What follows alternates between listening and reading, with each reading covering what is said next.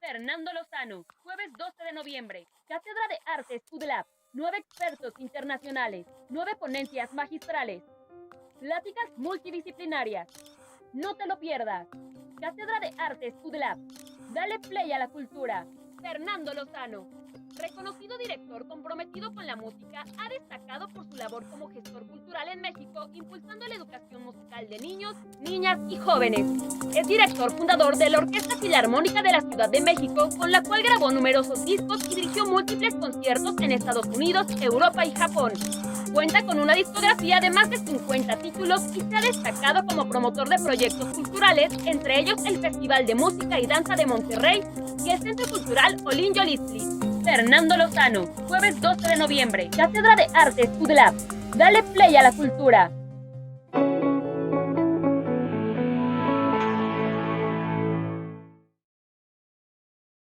Muy buenas tardes. A nombre de la Universidad de las Américas Puebla, les damos la más cordial bienvenida a la sexta conferencia de la Cátedra de Artes UDLAP.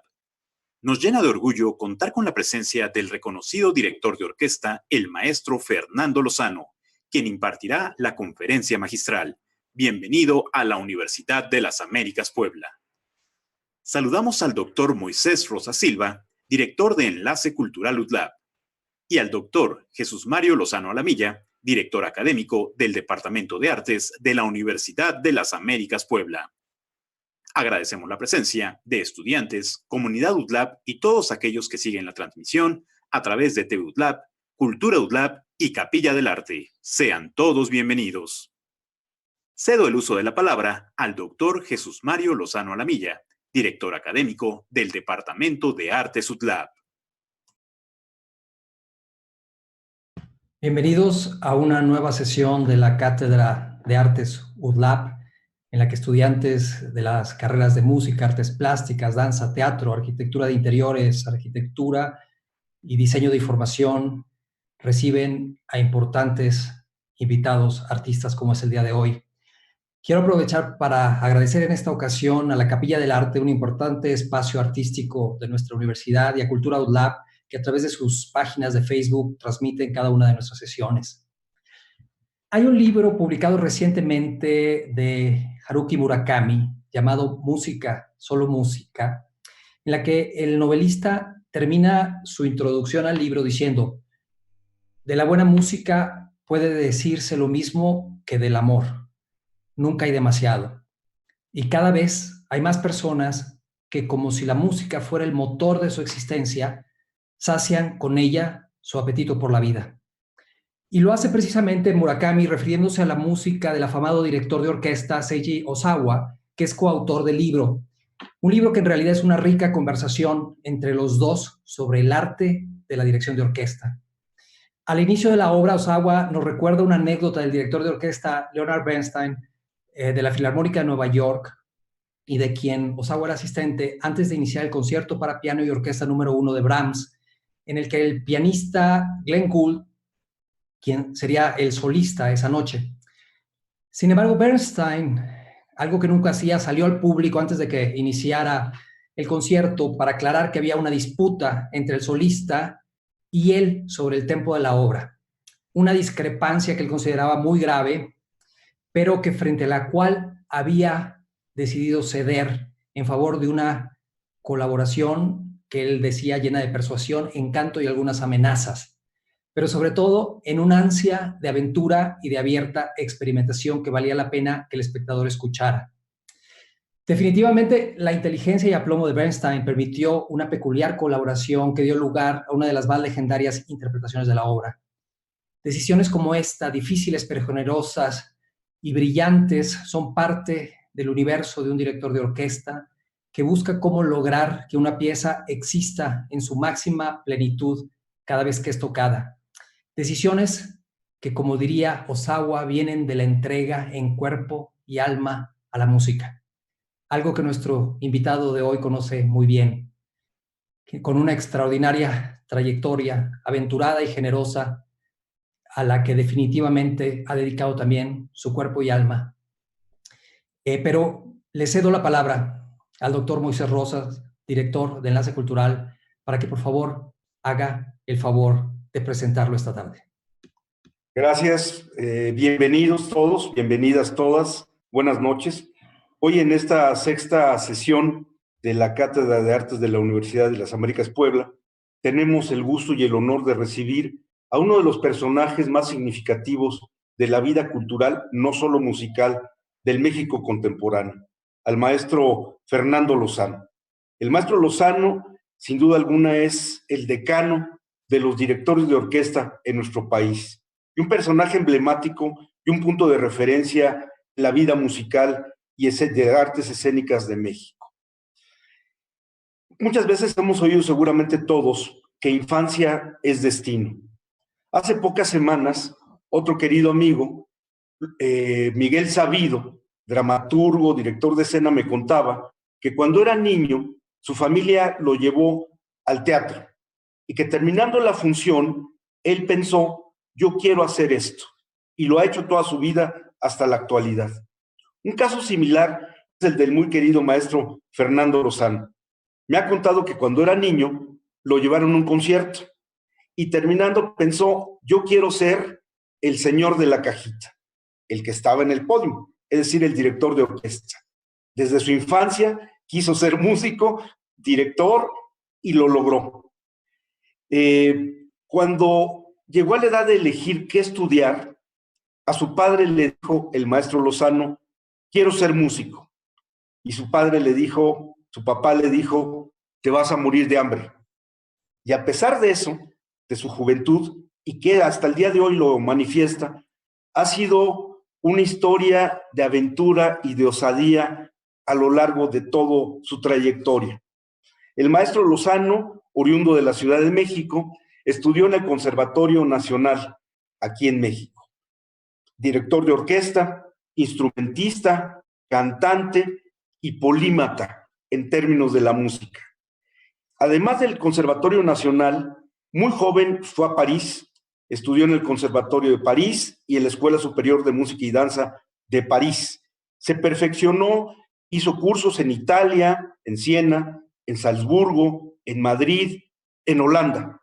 Completó una formación muy rica desde muy temprana edad. Pero probablemente en términos de su formación, el hecho más significativo fue que tomó clases con la maestra Nadia Boulanger, este personaje emblemático que fue la primera mujer que dirigió orquestas en Inglaterra, en Estados Unidos y por supuesto en Francia. Nadia Boulanger fue alumna del gran Gabriel Fauré. Era una mujer muy rígida y era una mujer muy especial en términos de admitir a quien era su alumno. Ella tuvo más o menos 1,200 alumnos, que puede sonar mucho, pero murió de 92 años. Y entre los alumnos que tuvo estaba Sir Elliot Gardiner, Aaron Copland, estaba Barenboim, etc.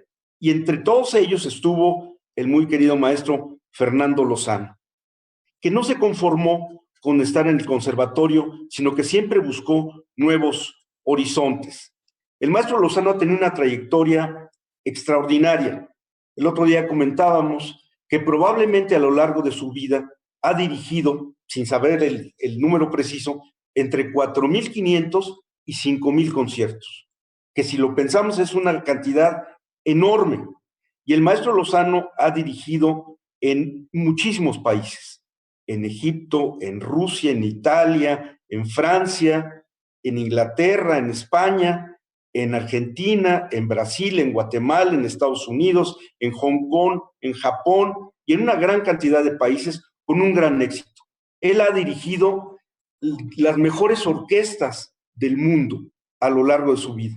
Ha sido un hombre que ha sido un trotamundos, que no se ha puesto barreras ni fronteras para crecer y relacionarse con una gran cantidad de directores, instrumentistas, cantantes de todo el mundo.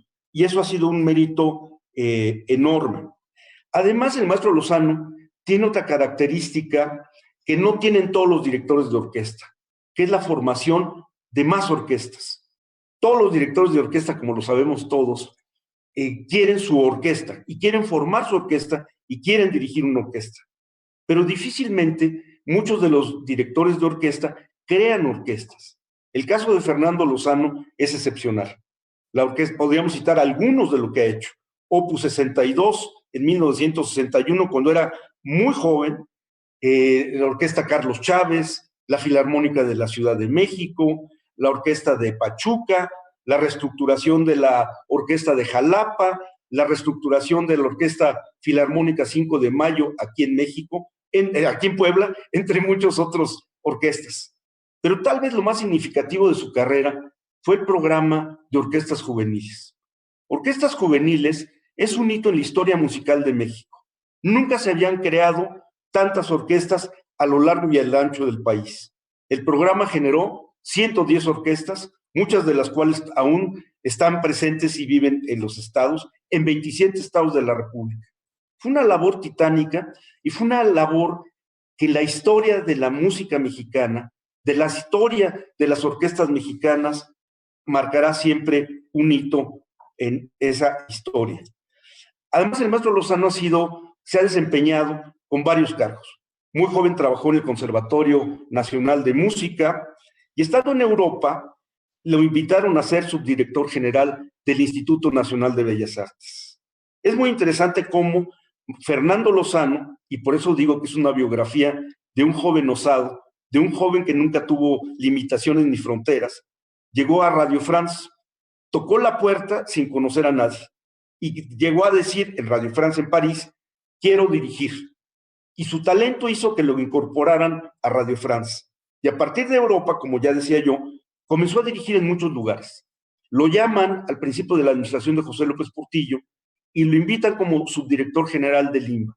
Y deja Europa y deja pendientes compromisos en Bulgaria o en Rumania y se incorpora, como decía yo hace un momento, como subdirector general de Lima. Y es una labor fantástica en todas las disciplinas artísticas. Además fue director del Centro Cultural Olinjo Listil, donde había fundado, como ya lo comenté, la Filarmónica de la Ciudad de México. Además, tiene una discografía enorme. Son más de 100 grabaciones, más de 100 CDs que tiene con muy diversas orquestas, con muy diversas marcas. Cabe comentar que probablemente es de los pocos directores que han dirigido todas las orquestas del país, todas. Eso es un mérito enorme, porque nuestro querido maestro Lozano, además de estar en Argentina y en todos los países que cité, ha sido director huésped o titular de todas las orquestas de México. Además, fue creador de festivales.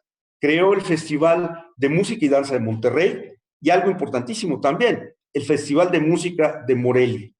Y esto tiene que ver con una visión integral de las diversas disciplinas artísticas, porque el maestro Lozano, y tiene que ver mucho con el carácter y la esencia de esta Cátedra de Artes de la Universidad de las Américas Puebla, ha sido interdisciplinario, porque ha dirigido ópera, danza, etcétera, y ha articuladose con diversos creadores. Ha sido su trabajo totalmente interdisciplinario. Su trayectoria de más de 60 años ha sido reconocida en muchos países. Ha sido condecorado en Israel, en Rusia, en Rumania, por Suecia. Sería muy largo la lista de premios y reconocimientos que nuestro querido maestro Lozano ha tenido a lo largo de su vida. Ha sido también reconocido por la Organización de Estados Americanos y por la Organización de las Naciones Unidas. Ha sido un hombre muy reconocido a nivel mundial. En Puebla en particular, ha tenido una presencia muy importante. En el año 2010 se le invitó a dirigir el concierto que conmemoró el bicentenario de la independencia y el centenario de la Revolución Mexicana. A partir del año 2013 se convirtió en el director artístico y titular de la Filarmónica 5 de Mayo, cuya titularidad ocupó hasta finales del 2019. En Puebla, además, ha trabajado muy cercanamente con la Universidad de las Américas. Dirigió varias ediciones del curso de dirección orquestal. Y actualmente, para la UTLAP, tenemos el gusto de que esté como asesor de eventos musicales en la rectoría. El maestro Fernando Lozano, con esa enorme trayectoria, con esa enorme experiencia, con ese valor y esa enjundia que le ha caracterizado desde muy joven hasta la actualidad, forma parte de la Universidad de las Américas Puebla en la actualidad. Querido maestro, bienvenido y por favor adelante. Gracias.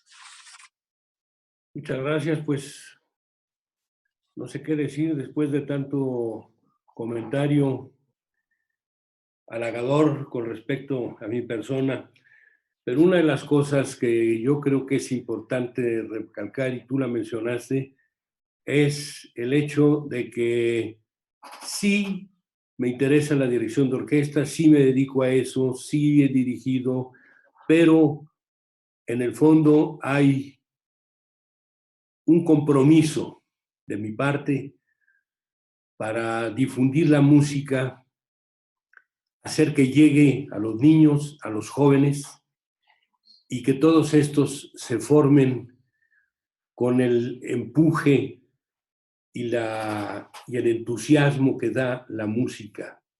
Yo estoy convencido de que la música transforma a los seres humanos y los hace pensar, los hace sentir, los hace hacer, los hace comunicarse, pero sobre todo cuando la música se hace a través de una orquesta, tiene otra formación adicional, que es la formación de trabajar en equipo. Entonces, por supuesto que el orden y la disciplina son fundamentales, pero el trabajo en equipo forma a las gentes. Yo tengo cartas aquí que me mandan los muchachos, bueno, muchachos que fueron muchachos hace 20 años, que ahora ya no son muchachos, pero que me comentan la transformación que sufrieron ellos, sus padres, su familia, al estar metidos en la música y al estar comprometidos con una orquesta. Yo creo que es muy importante para la formación de cualquier sociedad que haya música y que haya orquestas. Vamos a voltear los ojos a donde quieren. A Alemania, a Checoslovaquia, a Rusia, a Estados Unidos también, a Cuba, a Argentina, a Italia. En todos estos lugares hay orquestas. En México también, por supuesto. En México tenemos en este momento 30 orquestas sinfónicas que se han formado, de las cuales 25 en los últimos 20 años, porque vino un surgimiento importantísimo de formar orquestas porque se entendió la importancia que esto tiene. Y tenemos 30 orquestas. En Venezuela tienen 300 orquestas. 300 orquestas. Y eso ha transformado a la sociedad venezolana. Así es que yo creo que hay una tarea ahí muy importante que hay que desarrollar, que hay que fortalecer, porque ya existe, y que hay que ir adelante con esto. Yo no sé si sería importante mencionar en este momento las orquestas que he tenido la oportunidad de formar, porque yo pienso que un director de orquesta no debe ser simplemente el señor que agarra su batuta, su palito, se sube al podio y le marca ya y termina y se va a su casa a descansar. No, el director de orquesta debe de estar comprometido con el desarrollo y el fortalecimiento de sus orquestas, de las orquestas. Y si está de invitado y va a estar nada más una semana, hay un quehacer en eso. Y si forma una orquesta y está 2, 3, 4, 5 años con esa orquesta, debe de fortalecerla y debe de fortalecer al público que le rodea a la orquesta. El compromiso es musical, pero es más que musical, es un compromiso social. En 1962 yo formé una orquesta, la estamos viendo ahí en ese momento, y yo tenía 22 años, y la formé porque yo quería tener una práctica intensa de la dirección de orquesta, y mi maestro, Francisco Sabín, pues me daba la oportunidad y me enseñaba a dirigir, porque él fue el que me enseñó en primeras instancias con la orquesta del conservatorio. Pero obviamente yo no era el único. Entonces no era tan fácil acceder a la orquesta del conservatorio. Entonces yo formé la orquesta de cámara Opus 62 y con esa orquesta di conciertos. El primer concierto lo tocamos en el estudio del que nos hizo la fotografía, porque necesitábamos la fotografía que están ustedes viendo ahí, pero no teníamos dinero con qué pagarla. Entonces le ofrecimos que le dábamos un concierto ahí y que nos hacía todas las fotografías gratis. Bueno, no gratis, sino pagadas con el concierto. Y así fue, y esa fotografía que están ustedes viendo fue el resultado de ese concierto. Y así funcionó el año del 63, 64 y 65. Esa orquesta tocaba a veces más, a veces menos, a veces en temporadas, a veces, en fin, qué sé yo. En 65 yo me fui a estudiar fuera de México y la orquesta se terminó. Pero esa fue, digamos, la primera orquesta estable que yo tuve bajo mi responsabilidad. Yo después pasé 4 años en Europa estudiando y cuando regresé entré al conservatorio a trabajar como coordinador del conservatorio. ¿Qué quiere decir coordinador? Coordinador del conservatorio quiere decir que tiene que hacer todo lo que los demás no hacen. Y bueno, pues a mí me encantaba lo que hacía, ¿no? Y cometí algunos errores graves porque me tocaba vigilar la presencia de los maestros y la asiduidad y la puntualidad, etcétera. Y entonces el maestro Benus Rey era un gran maestro, trombonista, organizador, promotor. Lo que él hizo fue más allá, mucho más allá que la música. Pero un día iba llegando él al conservatorio y yo tenía por allá notado que había estado faltando, llegando tarde, algunos pequeños problemas o faltas. Entonces me dirigí a él y le dije que pues nos gustaría que no tuviera esas deficiencias, etcétera. Se disculpó muy cortésmente y dijo que no se repetiría y se fue. Cuando él se fue, vino el administrador del conservatorio y me dijo: maestro, ¿qué acaba usted de hacer? Usted acaba de llamarle la atención al maestro Benus Rey, que es uno de los grandes maestros de México y que es el líder de los músicos y secretario general del sindicato. Bueno, le dije, pues yo no sabía nada de eso, pero nada más fue el comentario. Bueno, pasó el tiempo, pasaron muchas cosas.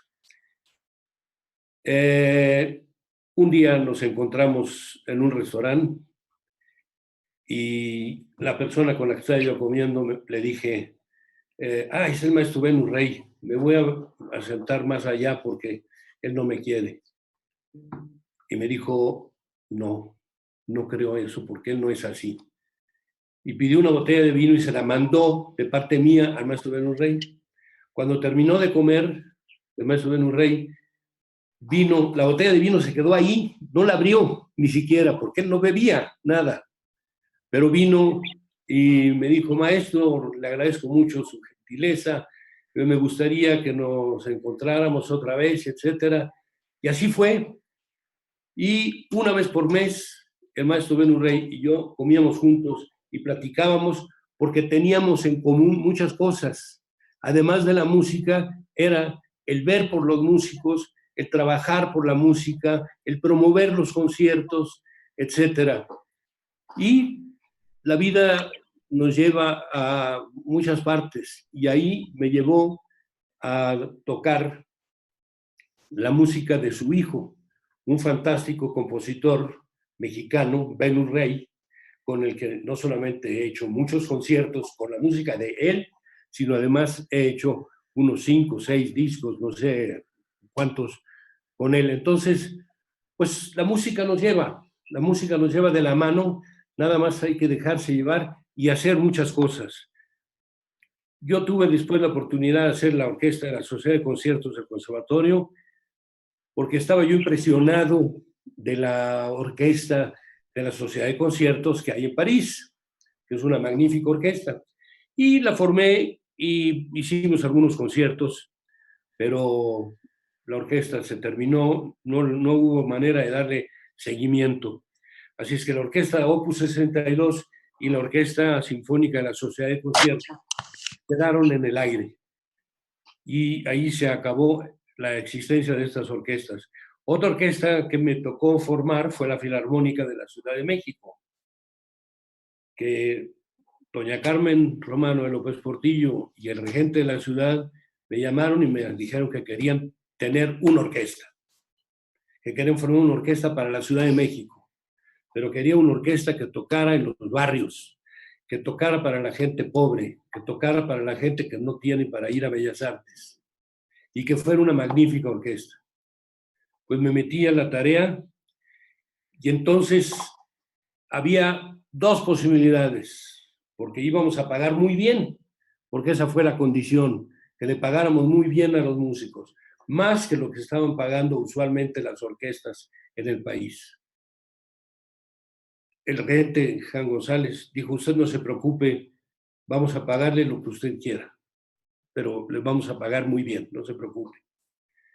Entonces, resultó que había dos posibilidades. Una, contratar a los mejores músicos de todas las orquestas del país, Jalapa, Jalisco, Guadalajara, Guanajuato, el Estado de México, etcétera, porque les íbamos a pagar más y los íbamos a traer.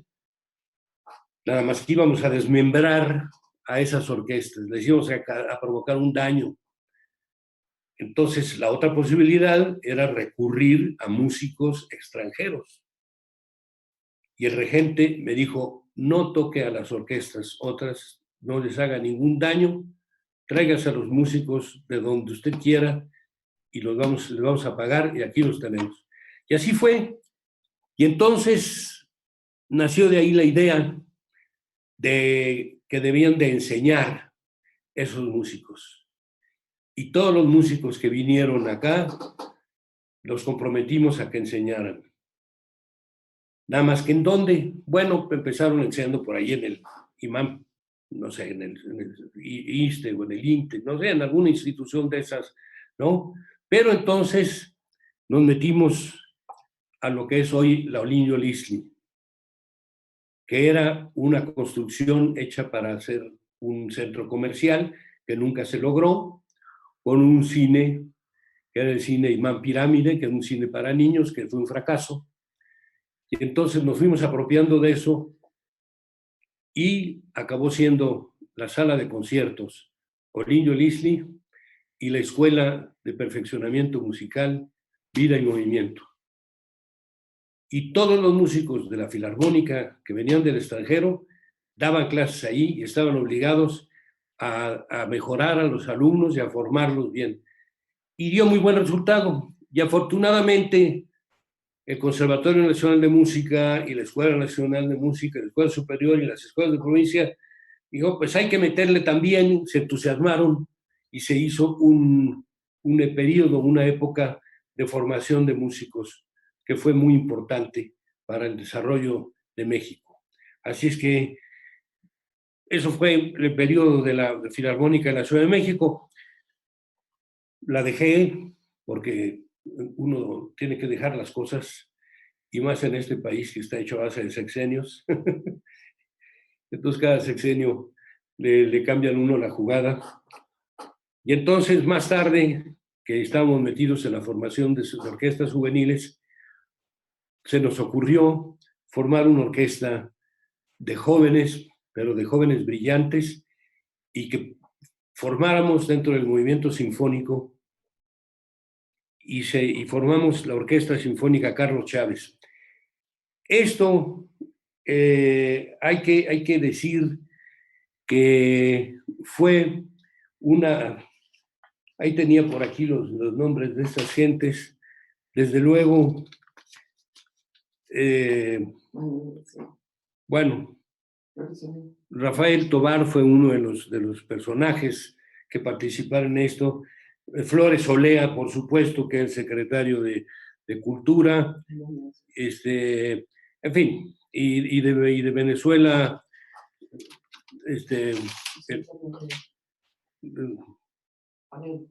¿qué? José Antonio Abreu, el gran director, José Antonio Abreu. Bueno, por eso razón formamos la Orquesta Carlos Chávez. Y creo que ahí la estamos viendo, la Orquesta Carlos Chávez. Es una gran orquesta de jóvenes, de muy jóvenes, que hizo su primer concierto con una violinista de 15 años, la hija de Mark Seltzer. Eso fue ejemplar. Y de ahí nació la Orquesta Carlos Chávez y fue creciendo y se convirtió en una de las mejores orquestas de México. Se hicieron grabaciones, se recorrió el país por todas partes, se invitaron a solistas de gran fama, de reputación, al mismo tiempo que a los jóvenes mexicanos. Fuimos a tocar hasta Los Ángeles con gran éxito. Y bueno, pues otra vez más los golpes seccionales. Esta orquesta se convirtió en otra cosa y el proyecto se derrumbó, pero tuvo su importancia.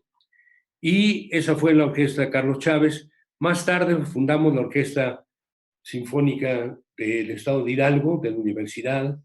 Y eso se formó una orquesta muy buena. También hicimos algunas grabaciones, tocamos en Hidalgo cada semana varios conciertos, recorrimos el estado, tocamos en la sala Nezahualcóyotl, y esa orquesta sigue existiendo y sigue en Hidalgo haciendo música y haciendo promoción del arte.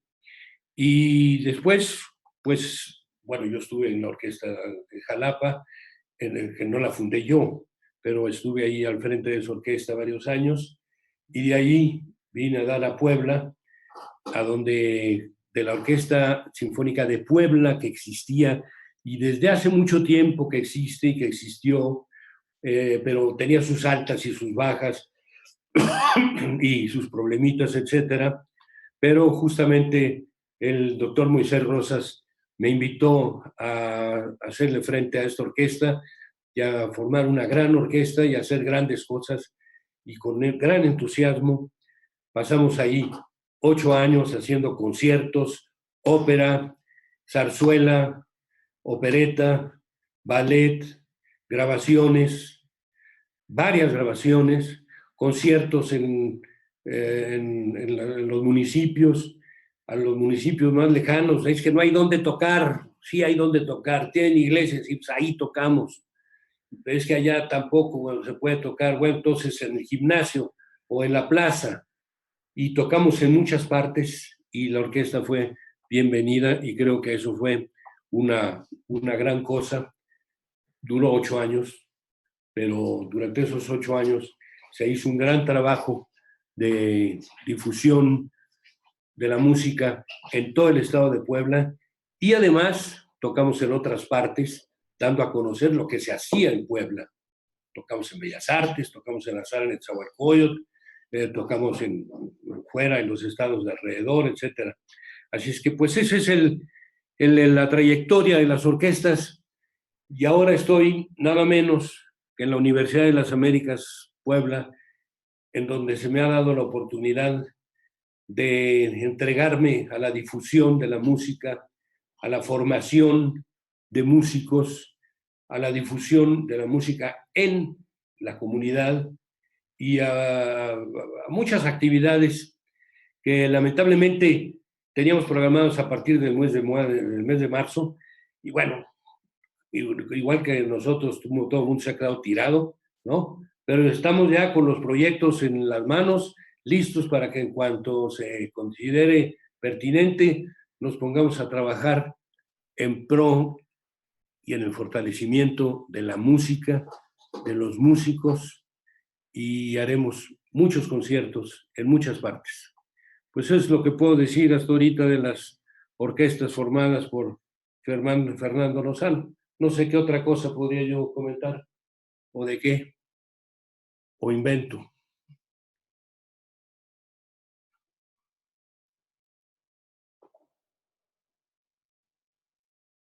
Ana Luisa Alcaraz.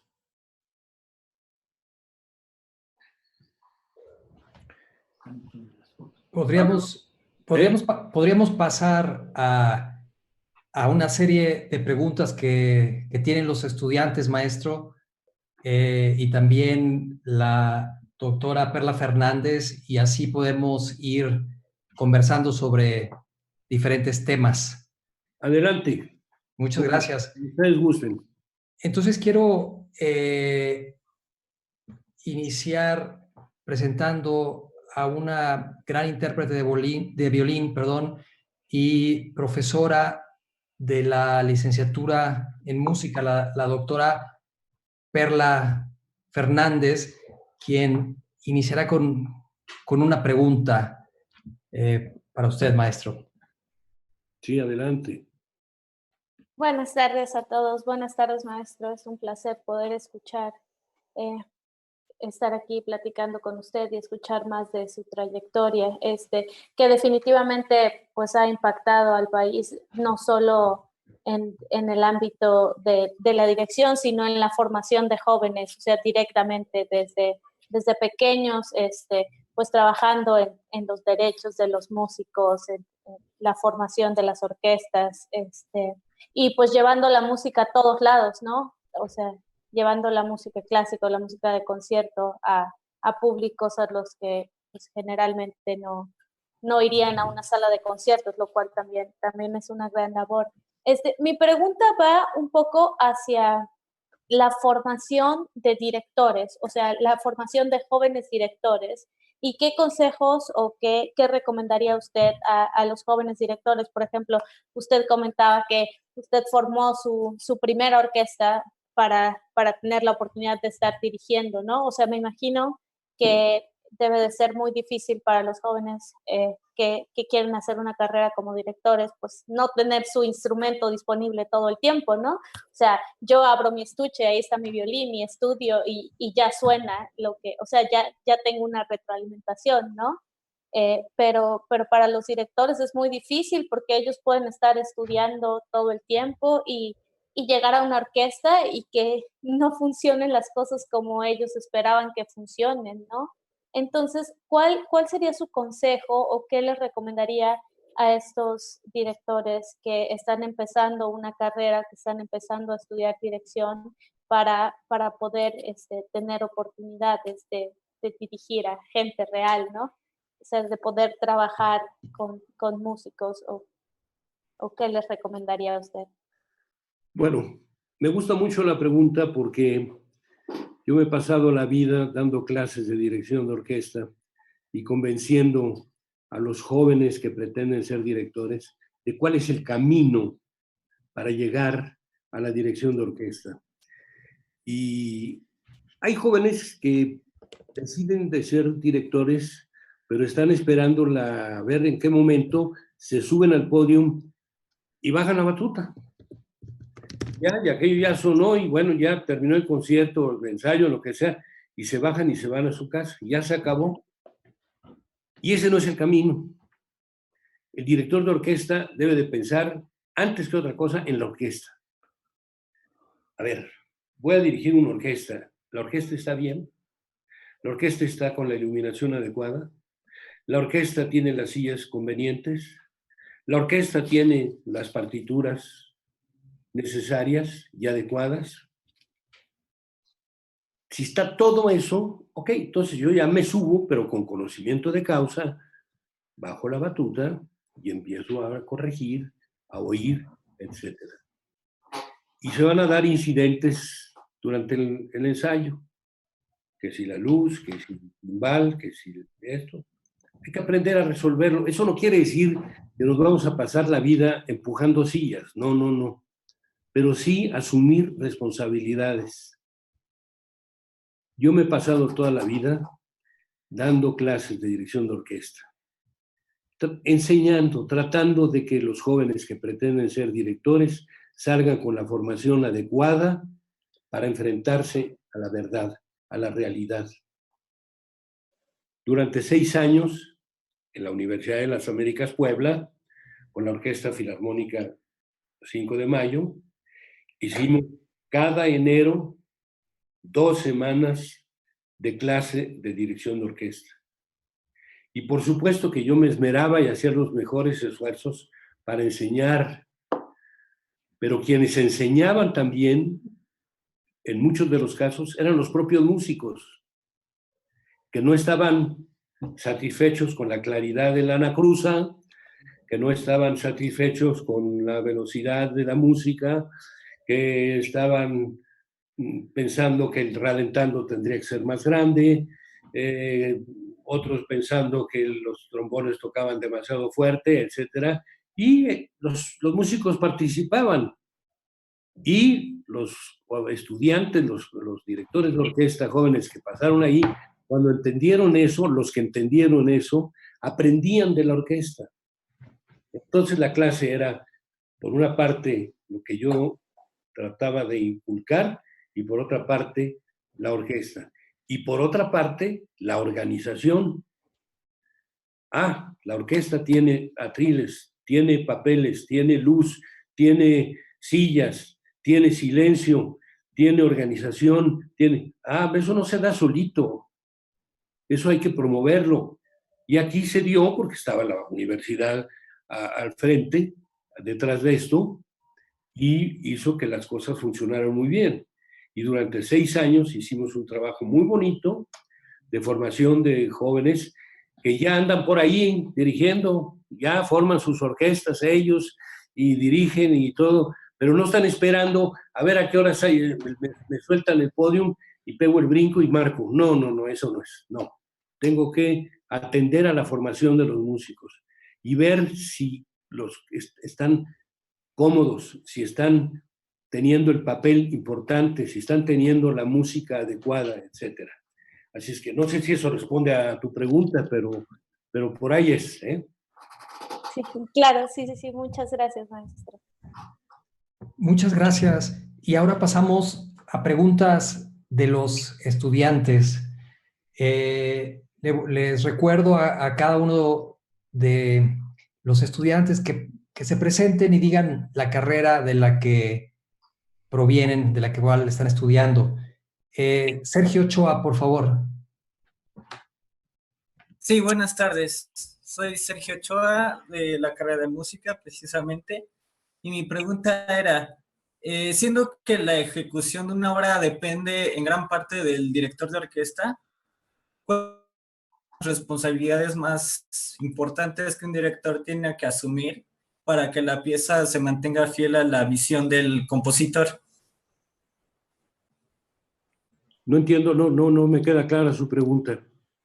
Sí, o sea, ¿qué responsabilidad diría usted que un director debe de tener para que la música sea fiel a lo que había visto el compositor al crearla? Bueno, toda la responsabilidad la tiene que tener.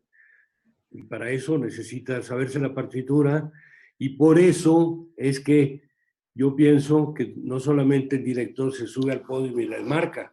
A ver, la orquesta está bien sentada, tiene sillas adecuadas, tiene luz, tiene partituras claras. Bueno, pues entonces ya tenemos una parte avanzada. Esa es una parte. Y ahora sí, yo voy a marcar lo adecuado, el tiempo adecuado, las entradas adecuadas. Y cuando haya deficiencias, hay que corregirlas. También hay directores que se suben al podio, marcan y en el primer acorde paran y dicen, no, es que, bueno, y otra vez, y en el segundo acorde vuelven a parar. Y total, la orquesta no entiende nunca qué es lo que está tocando, ¿no? Entonces yo creo que hay que tener esa fluidez, dejar que la orquesta toque. Los primeros en corregir sus errores son los propios músicos, cuando son buenos músicos. Entonces, si a la segunda vez que pasa uno la obra, el mismo error se vuelve a producir, entonces sí hay que parar y decirle al músico que está tocando tal nota en lugar de tal otra nota, o a lo mejor tiene un error en la partitura, a lo mejor no sabemos, pero entonces hay que corregirla. Pero hay que darle la oportunidad a la orquesta de que corrija sus cosas y de que arme la música que está tocando, ¿eh? Yo siempre he estado tocando la música mexicana en el extranjero. No hay un solo concierto que yo haya hecho en el extranjero, uno solo, en donde no haya yo incluido por lo menos una obra mexicana, ¿no? Bueno, entonces se me ocurrió, iba yo a hacer un concierto a la orquesta de la radio de Polonia en Katowice, una orquesta fantástica, sensacional. Y se me ocurrió que deberíamos de tocar Tierra de Temporal, que es una obra sensacional de Pablo Moncayo, porque a Pablo Moncayo parecería que nada más compuso el Huapango, porque todo el mundo dice, el Huapango de Moncayo, y no, resulta que no compuso otra obra. Pues sí, sí compuso muchas otras, y una de esas es Tierra de Temporal, magnífica obra. Total, la llevé yo para allá, para tocarla. ¿Y con qué papeles, con qué partituras tocamos? Pues con las que había aquí en México, que eran llenas de tachones, usted las ha de conocer bien, con borrones y correcciones, etcétera. Bueno, pues yo la llevé y la puse ahí. Ya me presentaron, como es costumbre, los directivos de la orquesta, y me presentaron a la orquesta, y ya me dejaron con la orquesta. Y yo dije, ¿con qué voy a empezar? Pues con Tierra de Temporal. Entonces les dije, vamos a ver, Tierra de Temporal. Ellos agarraron, vieron su partitura, su partichela. La vieron así con desgano, toda llena de tachones y de borrones, pero eran los papeles que Moncayo había escrito él de su mano y luego habían sido fotocopiados. Imagínense qué material sería. Bueno, pues ese era el material que había. Total, les dije Tierra de Temporal, vieron los papeles y no de mala gana, pero sin el menor entusiasmo, agarramos su instrumento y dijimos, no, ¿qué es que será esto? Pero pues hay que tocarlo. Empezamos a tocarlo y a los 2 minutos estaban los músicos prendidos, tocando con todo entusiasmo, y fue un concierto. Esa obra fue tremendamente aplaudida por el público y por los propios músicos.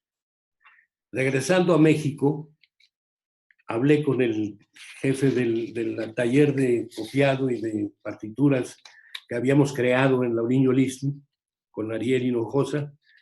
Le conté la historia y le dije, maestro, necesitamos una partitura perfectamente limpia y partes de los músicos perfectamente claros. Y así se hizo, y con ese material, desde entonces, se sigue tocando Tierra de Temporal. Entonces, el director de orquesta no nada más baja en la batuta. El director de orquesta tiene que ser responsable también de eso, porque este es un país y está formado de muchas cosas. Y tenemos que luchar para que todo camine bien, para que las cosas se hagan debidamente. Y el director de orquesta es un líder. Así es que vamos pensando en cómo va a acabar con la delincuencia. ¿Qué más? Gracias, maestro. Cedo la palabra a Ana Luisa Alcaraz. Buenas tardes, maestro. Soy Ana Luisa Alcaraz y estudio licenciatura en música. Y mi pregunta va sobre qué tan difícil es adaptarse a una orquesta y la orquesta a uno, sobre todo cuando se es director huésped y solamente se tiene la posibilidad de tener 3 o 4 ensayos.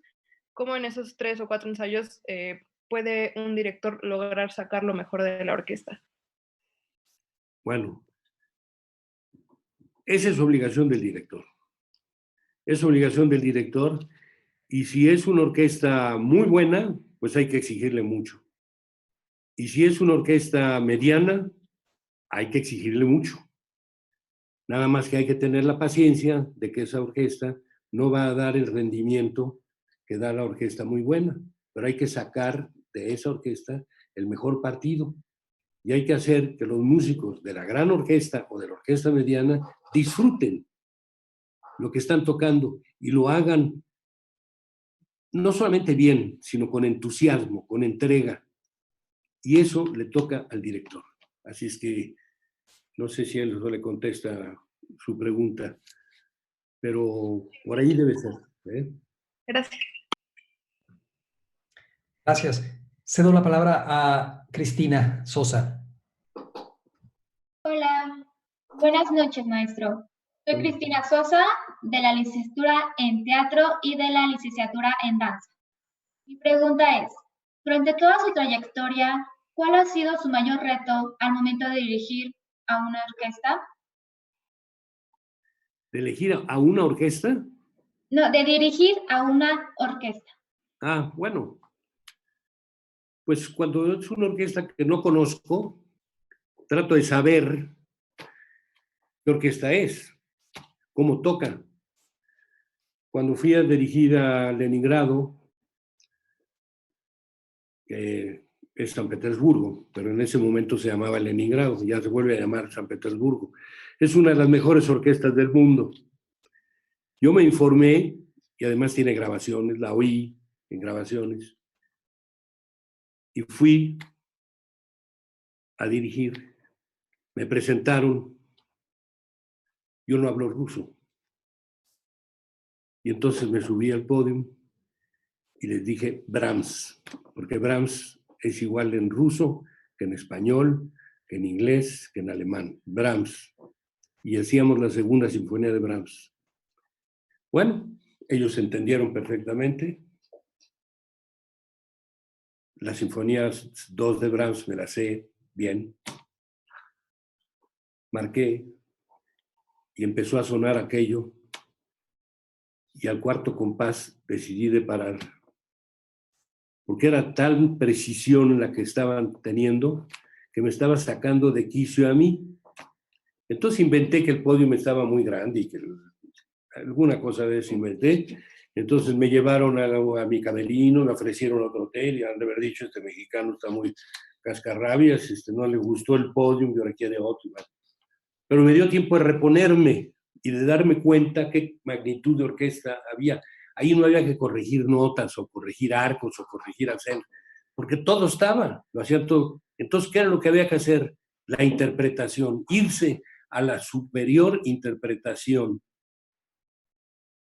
Y eso fue lo que hice, y fue un concierto muy bonito, en donde además toqué un concierto de Beethoven con un pianista ruso, ¿no? Y por supuesto, música mexicana, La Chacona de Carlos Chávez, que se oyó monumental en la sala Shostakovich de Leningrado.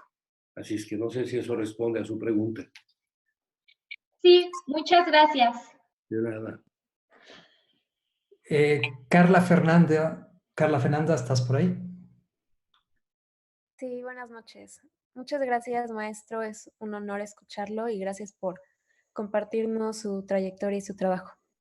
Bueno, mi pregunta es dirigida porque usted ha fomentado el desarrollo en la formación musical de muchas generaciones de jóvenes y también sabemos el poco apoyo al ámbito de la cultura en nuestro país. Y yo digo que si no fuera por la convicción y la iniciativa de artistas como usted para impulsar a las nuevas generaciones, mucho del panorama actual en cuanto al arte y a la cultura no sería el mismo. Entonces, vemos que la urgencia por el apoyo por parte del Estado es muy evidente. ¿Qué programas cree usted que resolverían esta cuestión a corto y a mediano plazo? Gracias. Bueno, mire, voy a empezar por comentarle lo que ya no se puede hacer. Lo que se hizo con la Filarmónica de la Ciudad de México fue un impulso sensacional, definitivo, fuertísimo, por las autoridades más altas de este país, en donde me dijeron la mejor orquesta y ahí está el dinero. Bueno, fue una excepción. Ninguna orquesta ha sido formada así, pero fue una excepción y por eso se formó una orquesta de tal nivel y de tal clase. Pero también por eso se formó una escuela, la Escuela Vida y Movimiento, en donde todos estos que venían de fuera daban clase. Entonces, eso no va a existir ya, o por el momento no creo que exista. Pero yo creo que hay que promover la formación de las orquestas en todas partes. En este país hay en este momento 30 orquestas. Necesita usted 300 orquestas. Pero para tener 300 orquestas necesitamos tener 30,000 músicos.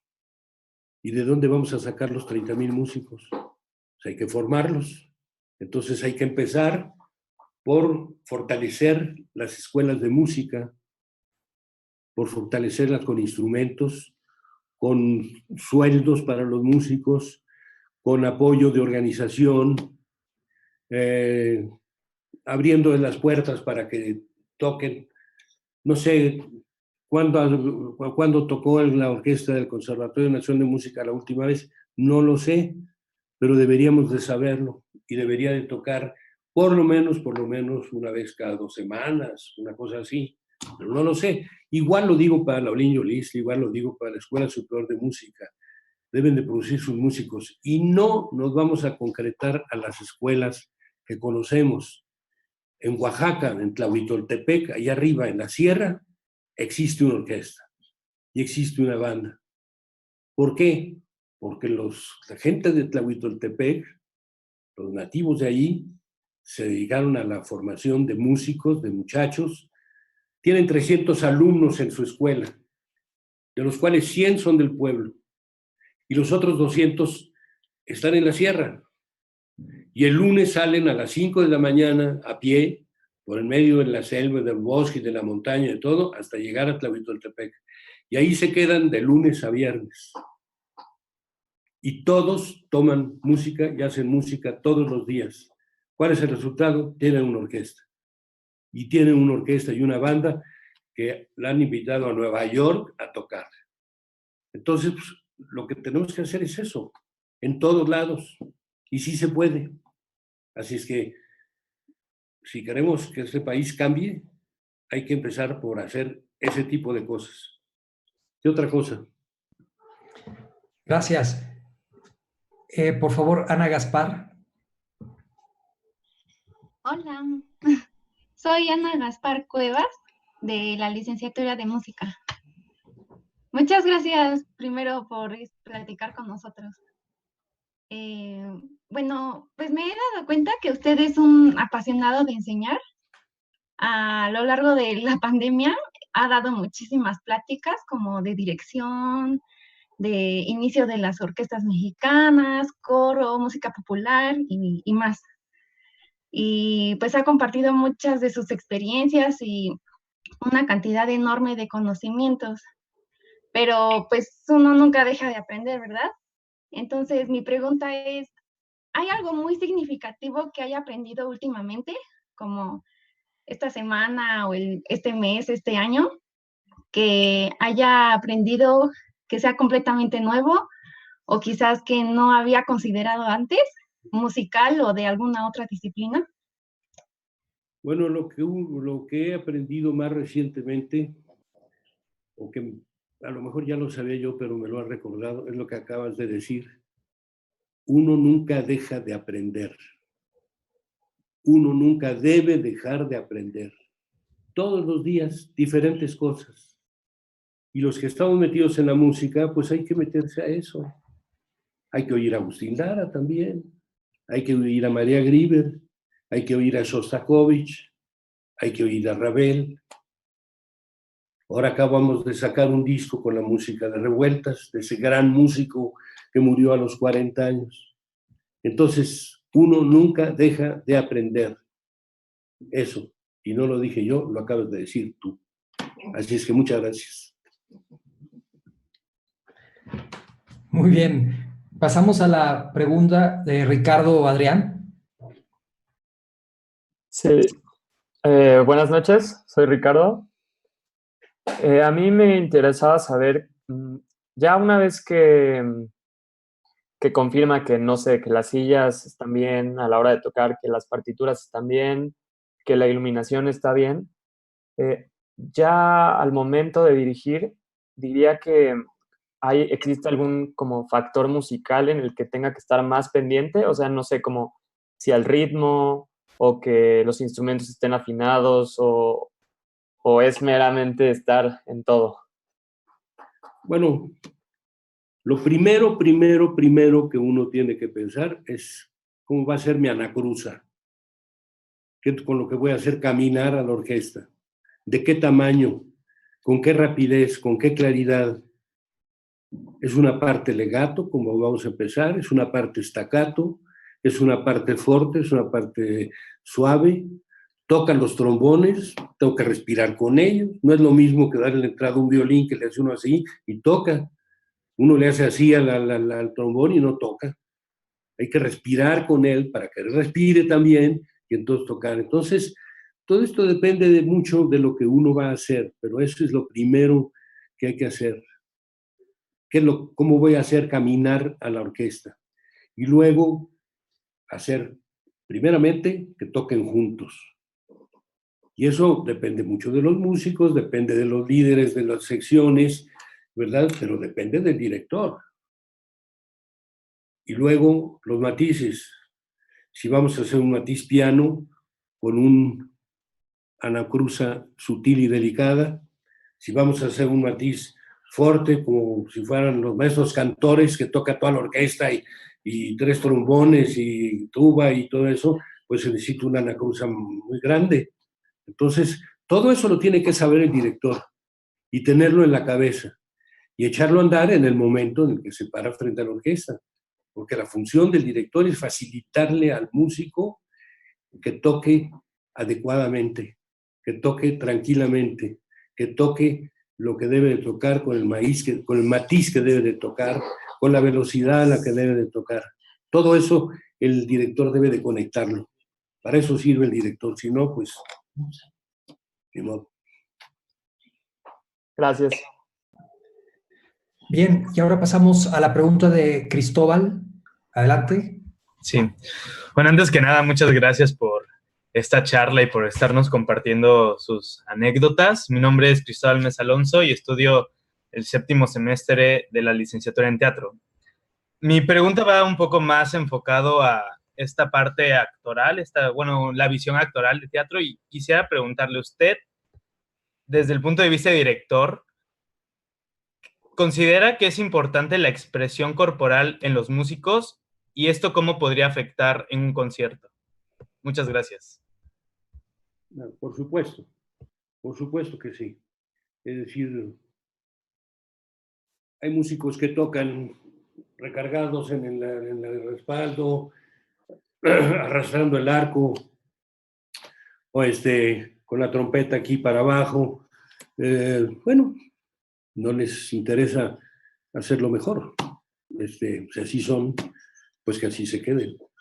Pero el director tiene que promover que los músicos toquen de una manera importante, que le den importancia a la música. Carlos Chávez, que fue un gran músico mexicano, muy criticado, y a lo mejor muy criticable también, porque tuvo sus altas y sus bajas, ¿no? Pero él tuvo a su cargo la Orquesta Sinfónica Nacional, que era la orquesta, era la Orquesta Sinfónica de México. La Orquesta Sinfónica Nacional la tuvo Herrera de la Fuente. La Orquesta Sinfónica de México. En algún momento obligó a los músicos a tocar en bancos sin respaldo, para que no estuvieran recargados tocando así. Tenía que estar tocando derechos. Bueno, a mí me parece una necedad, con todo el respeto que le tengo al maestro Carlos Chávez, ¿no? Pero y eso de que quitarle los respaldos a los músicos, simplemente lo odiaron a Carlos Chávez por esa razón y tuvo que regresar a las sillas con respaldo. Entonces no es el camino. Pero sí hay que convencer a los músicos de cómo tocar, de qué posición tener. Hay que entusiasmarlos, hay que convencerlos. Y el director tiene que ser el primero, que no puede estar dirigiendo así, ¿no? Tiene que estar ahí pendiente con ellos, ayudarlos. Así es que, bueno, pues es un poco extraño que usted es gente de teatro, ¿no? Sí, así es. Sí.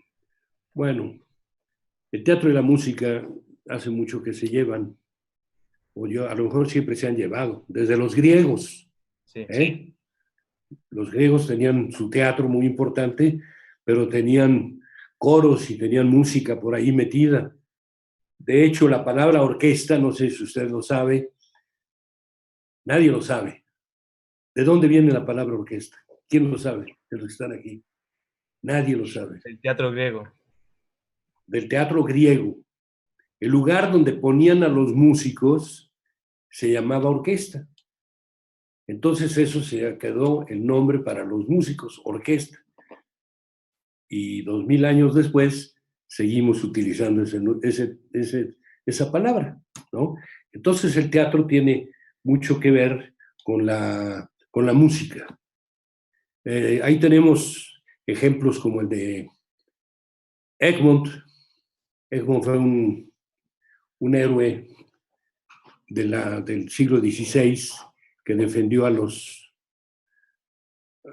belgas, a los protestantes, porque eran protestantes, y el rey los obligaba a que, el rey Felipe II, a que fueran católicos. Y Egmont, el líder de los protestantes, pues le dijo que no. Entonces mandó al duque de Alba, y el duque de Alba llegó a Bruselas y pidió que trajeran a Egmont, porque lo iba a invitar a cenar. Entonces Egmont se puso muy contento de que iba a cenar con el duque de Alba, iba a arreglar el asunto de los enfrentamientos entre las religiones y esto, y fue a cenar ahí con el duque de Alba, y llegó, se sentó a la mesa, y salieron 8 soldados, le quitaron las armas, y el día siguiente, a las 5 de la mañana, le cortaron la cabeza. Así es que las tragedias entre el teatro y la música están flotando. Y entonces Goethe escribió una obra que se llama Egmont, que fracasó porque la obra duraba 8 horas, entonces nadie se aguanta 8 horas. Entonces Schiller, que era su amigo más joven, le dijo, déjame meterle mano, yo la voy a arreglar. Y entonces la arregló y la convirtió en una obra de 6 horas. Y ya pues tuvo un éxito razonable, ya pero dijeron, lo que hay que hacer con esta obra es ponerle música. Y ahí está el teatro y la música. ¿Y a quién llamaron para ponerle música? Pues a un joven compositor que vivía en Viena, que se llamaba Beethoven. Y Beethoven estuvo de acuerdo en ponerle música a esto, la escribió, y total, pusieron la obra y tocaron la música. Y Goethe odió la música y lo echó fuera. Y bueno, pues el carácter de Beethoven recogió sus partituras y todo, y se fue a su casa, ¿no? Y es una obra muy importante, la hicimos hace poco, con idea e iniciativa de Luis de Tavira, que es un gran actor y gran director de teatro, tú lo debes saber, ¿no? Y bajo la dirección del teatro de Mauricio García Lozano, y una traducción de Juan Villoro. Bueno, estamos rescatando obras del pasado, pero ese es el encuentro entre el teatro y la música. Igual que la incoronación de Hipopea de Claudio Monteverdi y la participación de Molière con todos estos músicos. Así es que siempre han estado unidos y van a seguir estando. No hablemos, acabamos con la ópera. La ópera es teatro. La ópera es teatro. Víctor Hugo, que escribió el texto de El rey se divierte, y entonces eso dio lugar a Rigoletto. Y Alejandro Dumas, que escribió La dama de las camelias, y eso dio lugar a La Traviata. Así es que el teatro y la música siempre han estado juntos. A menos que usted piense lo diferente. No, claro que no. Muchas gracias. Gracias. Y ahora cedo la palabra a Rodolfo. Adelante, por favor. Hola, buenas noches. Muchas gracias por su plática. Bueno, yo quería preguntarle cuál es su pieza de música clásica favorita y por qué. Mi pieza favorita es la que estoy tocando, la que sea. ¿Por qué? Porque la estoy tocando. Entonces, ahorita con ustedes pues, no estamos tocando nada, entonces no tengo ninguna preferencia. Pero si estoy tocando la quinta de Beethoven, pues es la quinta de Beethoven. Y si estoy en el piano tocando a María Grieber, pues es María Grieber. Y si es Agustín Lara, pues es Agustín Lara, y así, porque eso es lo que me divierte y lo que me entretiene y lo que me compromete con la música. Mi compromiso es con la música, con lo que estoy haciendo. Así es que esa es mi preferencia. Muchas gracias. Gracias. Cedo la palabra a Abril. Hola, buenas noches. Soy Abril y estudio diseño de información visual. Y mi pregunta es, ¿cuál cree que es el mayor reto durante el proceso de creación de una obra musical? Y, o sea, ¿qué es aquello que puede llevar a un estancamiento del artista o a una larga y prolífica trayectoria? Mire, como yo nací en abril, pues me cuesta un poquito de trabajo concentrarme, pero yo diría que son varios esfuerzos. El compositor primero tiene en la cabeza, todos los que queremos hacer algo, primero lo tenemos en la cabeza, ya sea componer una obra, ya sea tocar, ya sea arreglar un librero, ya sea cocinar unos huevos revueltos, lo primero lo tenemos en la cabeza. En el caso de la música, lo tenemos en la cabeza, luego hay que proyectarlo. Y entonces es otro esfuerzo diferente, es el esfuerzo de empezar a escribir. Y cuando ya se está escribiendo un poco esa música, viene otro esfuerzo, el esfuerzo de juzgar lo que estamos haciendo y de corregir, de cambiar, de transformar. Así es que no hay un esfuerzo, son varios esfuerzos que se encadenan y todos son importantes. No sé si le contesté a Abril. Sí, muchas gracias. Bueno. Muy bien. Ahora toca el turno de María Cherín. Gracias. ¿Qué tal, maestro? Buenas noches.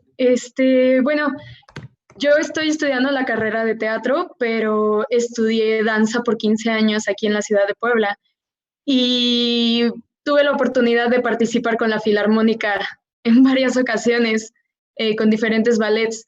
Entonces, yo me preguntaba, después de ver igual conciertos ya de la Filarmónica, muy aparte de la danza, mi pregunta es que, ¿en qué radica o cuál es la mayor diferencia que hay entre dirigir una pieza orquestal, una obra orquestal, a una obra de danza?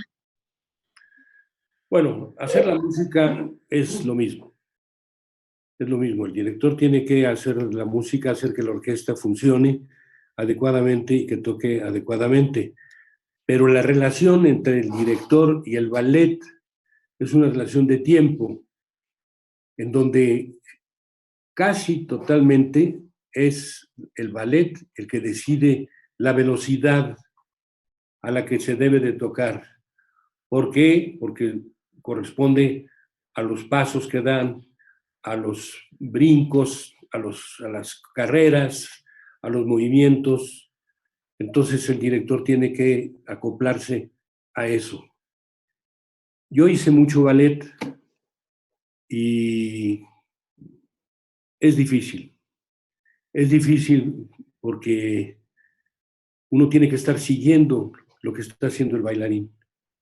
Y a veces el bailarín hace algo en el ensayo y cuando llega la función hace una cosa diferente.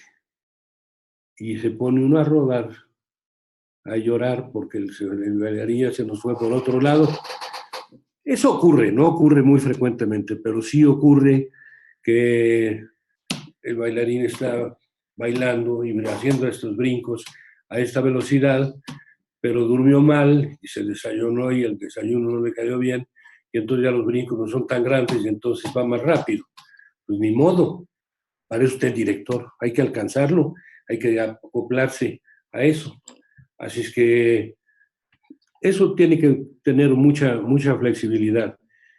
Hay cosas que no se pueden acoplar. Por ejemplo, la Carmina Burana. La Carmina Burana es un compás de 3, ¿no?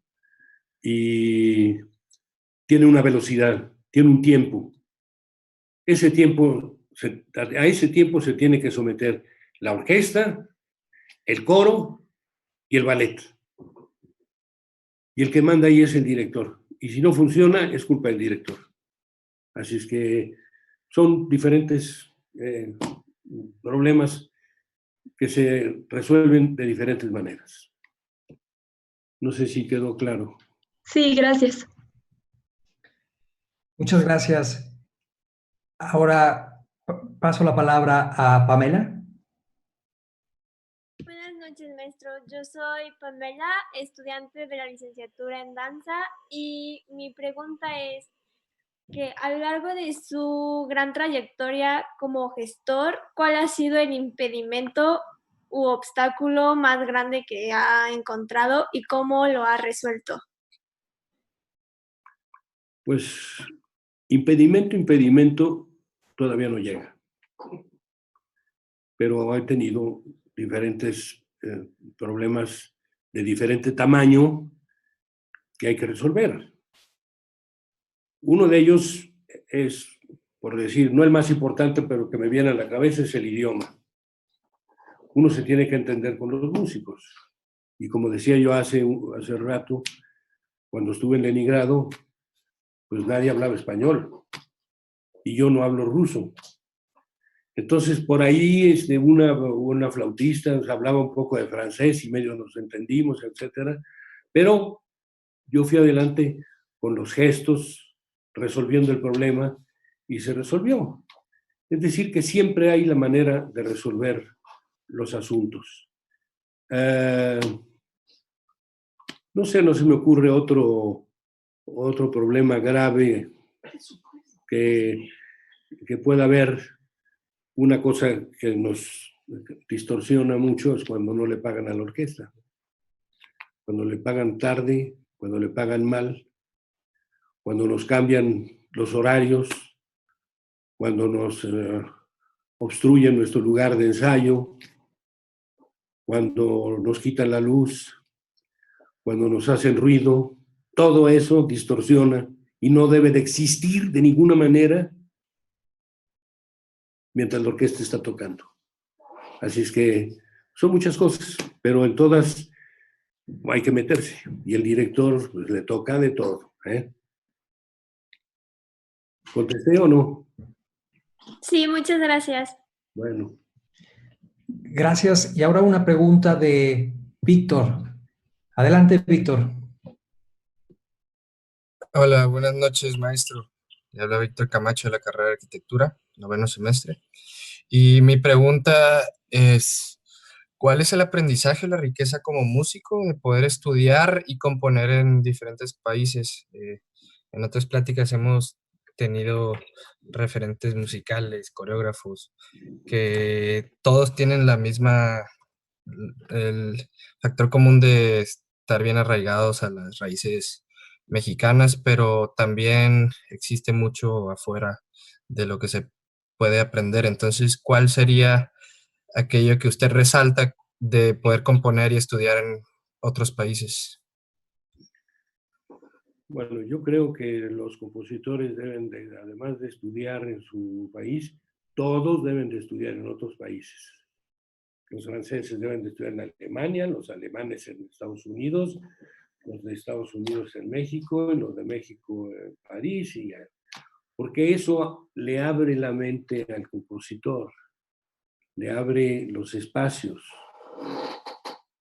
Y es importante someterse a esas experiencias en esos lugares. Cuando yo estuve estudiando 2 años con el maestro Luis Herrera de la Fuente, que era el director de la Orquesta Sinfónica Nacional, y un día me dijo, mirando por la ventana, porque nunca me veía, siempre veía por la ventana, me dijo, Fernando, yo creo que ya es momento de que usted se vaya a estudiar a otro lado, que salga fuera de México. Es decir, me planteó el problema del cual está usted hablando un poco, ¿no? Yo no salía a componer, pero salía a estudiar la dirección de orquesta. Piénsele a ver qué se le ocurre. Yo me fui y a la siguiente semana regresé y le dije, maestro, fíjese que me dijeron de un maestro en un pueblo por ahí en Texas o en San Diego, creo que era. Y le dije, en San Diego. Y me dijo, ¿sabe qué, Fernando? Si se gusta estudiar afuera, no se vaya a estudiar a los pueblos. Váyase a las grandes ciudades, váyase a París, váyase a Londres, váyase a Nueva York, váyase a Viena, San Diego, ¿qué es eso? Con toda la razón. Pues ese año me fui a estudiar a París, en donde estuve estudiando 4 años, y aprendí mucho de la música, pero también aprendí mucho de la vida, mucho de la cultura, mucho del comportamiento de los seres humanos. Grandes experiencias, buenas y malas, también me tropecé, pero aprendí y me formó todo esto. Entonces, esta cuestión de los compositores que van afuera deben de hacerlo obligatoriamente, pues que aprendan el idioma, y si no, que hagan señas y ya. Un compositor tiene que prepararse yendo a Viena y oyendo lo que están haciendo los músicos, platicando con los otros alumnos, con los maestros, o en París, o en Londres, donde sea, ¿sí? Es importante eso. No sé si respondí. Claramente, gracias. Gracias. Ahora, una pregunta de Karen. Adelante, Karen. Hola, ¿qué tal? Buenas noches. Buenas noches, maestro. Es un placer escucharlo y mi pregunta es, para usted, ¿qué es lo más importante que se necesita para dirigir una orquesta? Una batuta.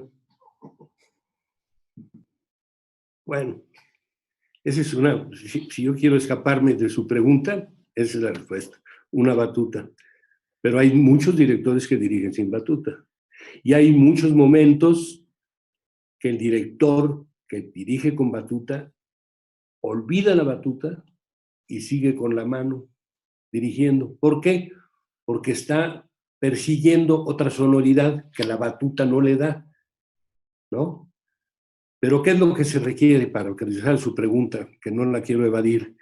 Un director necesita aprender música muy bien, solfeo, armonía, contrapunto, análisis, hacer la dirección de orquesta con un maestro que le enseñe a mover los brazos, a comportarse frente a la orquesta. Y después ir aprendiendo en la vida en muchas cosas que solamente la experiencia le va dando. Pero tiene que tener una formación básica sólida. Un gran solfeo, muy buen solfeo.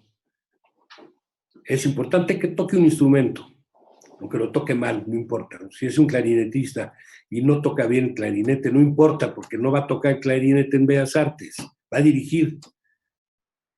O si toca el piano, lo que sea. Sí, es importante que haya que toquen un instrumento, pero es importante que aprendan solfeo, que aprendan armonía, contrapunto, análisis para saber qué obra. Por supuesto que historia de la música también, y saber de todo.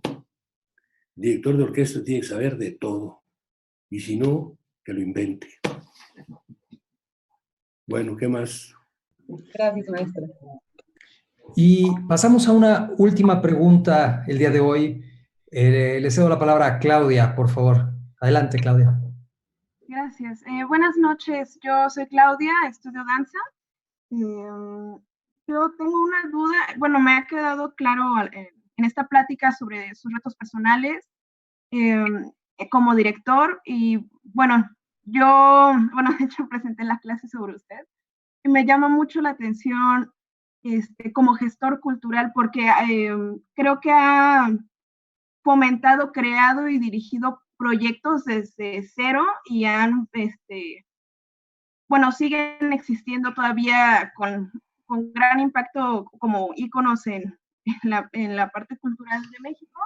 Mi pregunta va un poco más encaminada sobre sus experiencias como bueno, como yo lo veo de gestor cultural, yo escribí qué retos y dificultades existen en un sistema gubernamental o privado para la creación o fundación de un proyecto o evento. Bueno, no sé si estoy entendiendo claramente. Bueno, sí, más bien yo lo escribí, pero creo que puedo explicar más sin leerlo. ¿Qué retos o dificultades se ha encontrado cuando usted inicia proyectos con un sistema, con una institución, no sé, por ejemplo, cuando inició la Filarmónica, pues nos platica que ustedes le dijeron, bueno, le dieron las facilidades económicas de traer a cualquier músico que usted quisiera, ¿no?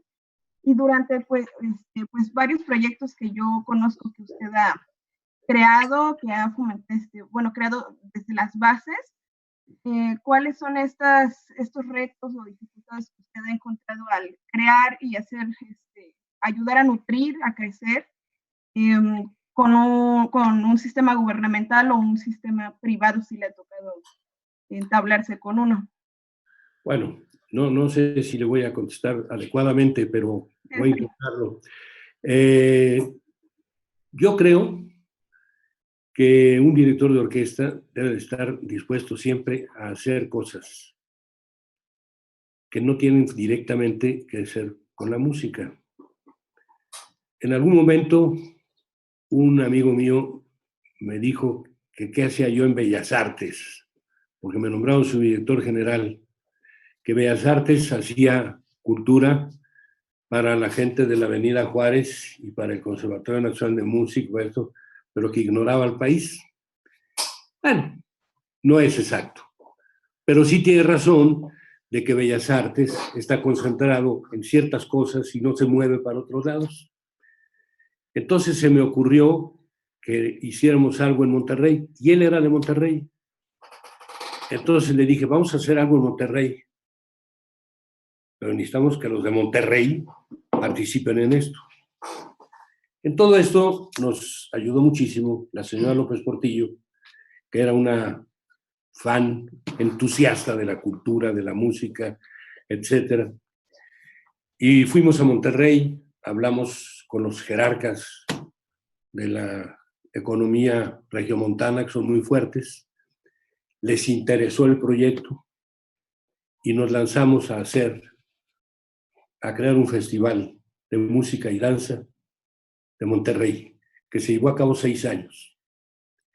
Y luego, como pasa en este país, que cada 6 años cambiamos y tiran lo que está y vuelve a otro, pero ahí se acabó el festival. Pero cuando arrancamos con el festival, formamos una escuela de música y danza de Monterrey. Y los regiomontanos le entraron bien, muy fuerte. Y entró Bellas Artes, y entró el gobierno del Estado, y la escuela lleva 40 años, creo, no sé cuántos. Ahí está funcionando, está generando bailarines, usted ha de saberlo. Es una escuela de danza importante, es una escuela de música importante, y eso quedó de aquel festival que duró 6 años y fue muy bonito, fue muy exitoso, pero lo que permaneció fue la escuela. Entonces, pues yo creo que hay que estar preparados para hacer eso, ¿no? Cuando empecé a hacer danza, al dirigir la orquesta para la danza, yo iba todos los días a la escuela de danza que está en el Auditorio Nacional. Es la Compañía Nacional de Danza, que ensaya ahí. Iba yo a los ensayos a ver qué era lo que estaban haciendo, aprenderme el ballet, dónde les cuesta trabajo, dónde debo de ir más rápido, dónde debo de detener, dónde esto, dónde el otro, etcétera. Y entonces por eso me convertí en un director de orquesta para el ballet. Y me gustó muchísimo y durante mucho tiempo lo hice. Ya después lo dejé porque hay que estar metido en eso. Hay que ir a donde está el cuerpo de ballet ensayando y ver qué es lo que hacen y que el coreógrafo me explique qué problemas tienen, en dónde, para ayudar al ballet a que lo haga mejor, ¿no? En fin, esa es la respuesta y el comentario. ¿Qué otra cosa puedo decir? Gracias. Pues muchas gracias, maestro, por esta extraordinaria conversación e intercambio de ideas. Lo valoramos muchísimo. Desafortunadamente el tiempo nos ha presionado para ya finalizar. Y para esto voy a pedirle al doctor Moisés Rosas que haga el cierre de la sesión de hoy, como es tradicional en cada una de nuestros días de Cátedra de Artes. Muchas gracias. Pues muchísimas gracias, querido maestro Lozano, por esta interesantísima plática. Yo quisiera cerrar diciendo que Fernando Lozano no solo es una historia de éxito, sino que es la historia de un joven osado, de un joven tesonero. Y un ejemplo, cuando él quiso tener clases con Carlos Chávez, siendo muy joven, fue a la casa de Carlos Chávez y tocó la puerta, que difícilmente alguien lo haría. Y luego fue y lo buscó en su cubículo para poder establecer la relación con Carlos Chávez. La misma trabajo con Nadia Boulanger y con tanta gente. Fernando Lozano ha sido un hombre, un joven, no solo osado, sino alguien que no ha estado atado a una zona de confort, ni a una orquesta, ni a una institución. Él ha sido más grande y más fuerte que todo eso, por un lado. Por otro, Fernando Lozano nos ha mostrado su vocación social. Él quiere llevar la música, y nos consta a muchos de nosotros, a todos los rincones que él puede. Como dijo, tocar en un gimnasio, tocar en una iglesia, tocar en los municipios. No es un hombre que siempre ha querido estar en Bellas Artes, o en el Auditorio Nacional, o en los grandes teatros de México, donde ya ha estado, sino que ha querido llevar la música con vocación social a todos los rincones de México. Por eso le impulso al programa de orquestas juveniles. Finalmente yo diría, Fernando Lozano es un sabio que no le gusta hablar de sí mismo. Yo quisiera comentar y agradecer el apoyo que nuestro rector, Luis Ernesto Derbez Bautista, ha dado a esta cátedra de artes. Sin él hubiera sido imposible realizarla. También quisiera comentar con ustedes que la próxima sesión, el 29 de noviembre, estará a cargo del maestro Luis de Tavira, otro personaje emblemático de las artes escénicas mexicanas. Y cerrar con una frase del propio Fernando Lozano, que creo que lo refleja claramente, no solo hoy, no solo en UTLAP, sino a lo largo de su vida. Un día que no aprendemos es un día inexistente. Muchísimas gracias. De esta manera, damos por finalizada la sexta conferencia de la Cátedra de Artes UTLAP. A nombre de la Universidad de las Américas Puebla, agradecemos a todos por su presencia y les deseamos una excelente tarde.